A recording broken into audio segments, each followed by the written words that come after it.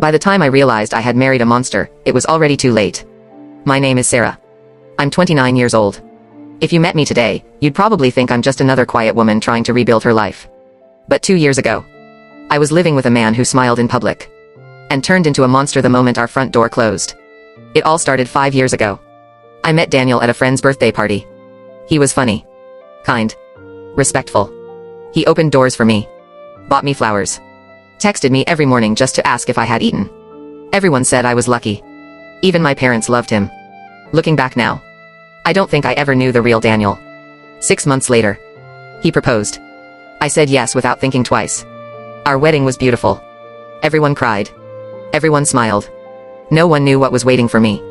3 weeks after we got married, something changed. I came home from work around 6:30 p.m. Traffic had been terrible. The first thing he asked wasn't how my day went. He asked, "Why are you late?" I laughed. I thought he was joking. He wasn't. For the next 20 minutes, he questioned every minute of my day. Who did I talk to? Why didn't I answer my phone immediately? Was there another man? I apologized, even though I had done nothing wrong. He hugged me afterward. He said, "I'm sorry. I just love you too much." I believed him. About a month later, the shouting started. It wasn't every day. Maybe once a week. Then twice. Then almost every night. It could be over anything. Too much salt in the food. A shirt that wasn't ironed properly. The TV being too loud. If I cried, he'd say I was trying to manipulate him. If I stayed quiet, he'd say I was disrespecting him. There was no right answer. No matter what I did, I was always wrong. Then one Friday night, around 10:15 p.m., he came home smelling of alcohol. I asked if he had eaten. He looked at me with cold eyes. Without saying a word, he slapped me. Hard. I fell against the dining table. For a few seconds, I couldn't even understand what had happened. He stood there breathing heavily. Then he walked into the bedroom like nothing happened. The next morning, he bought me flowers. He cried. He begged for forgiveness. He blamed stress. He blamed work. He blamed alcohol. He promised, "It will never happen again." It happened again. 3 weeks later. After that, the beatings became normal. Every few weeks. Then every few days. Sometimes with his hands. Sometimes with his belt. Sometimes he'd throw whatever was close. A plate. A remote. A shoe. I started wearing long sleeves. Even in hot weather. One evening, my younger sister came to visit.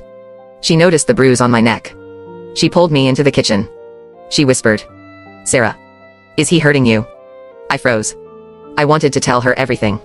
Instead, I lied. I told her I slipped in the bathroom. She didn't believe me. Before leaving, she hugged me tightly. Then she whispered, "If you ever need me, call me." I almost cried after she left. A few months later, I found out I was pregnant. For a moment, I thought everything would change. I thought becoming a father would make him softer. Instead, he became even worse. He hated when I was tired. He hated when I couldn't cook. He hated when I got emotional.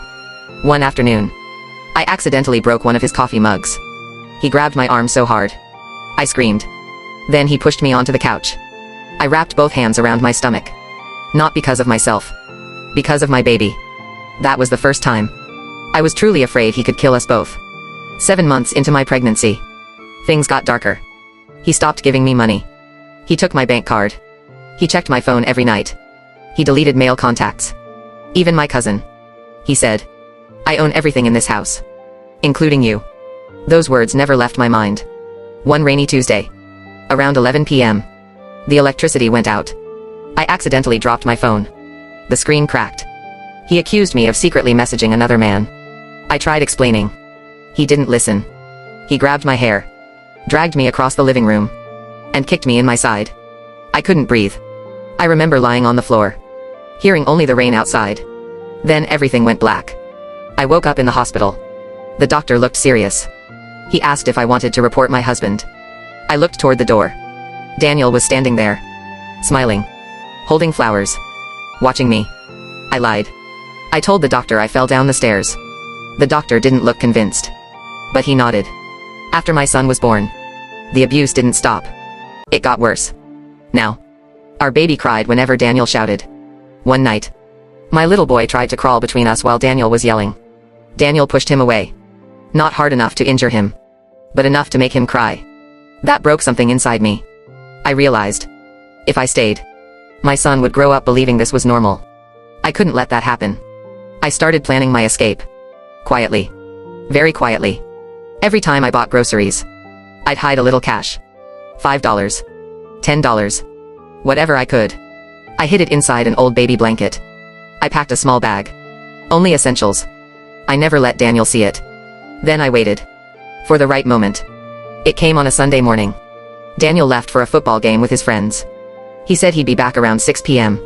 The second his car disappeared, I picked up my son. Grabbed the hidden bag. Called my sister. She answered on the first ring. She didn't ask questions. She simply said, "I'm coming." 10 minutes later, she pulled into the driveway. We left everything behind. I thought it was over. I was wrong. That night, Daniel called over 50 times. Then came the messages. "If I can't have you, nobody will." A week later, one of Daniel's own friends contacted me. He apologized.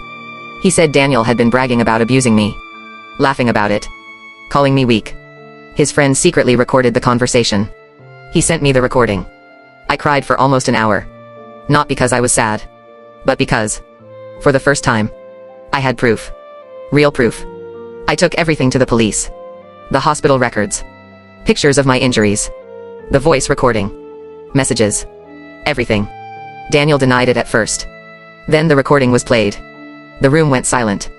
Even he couldn't explain it away. Months later, the judge granted the divorce. A protection order was also issued.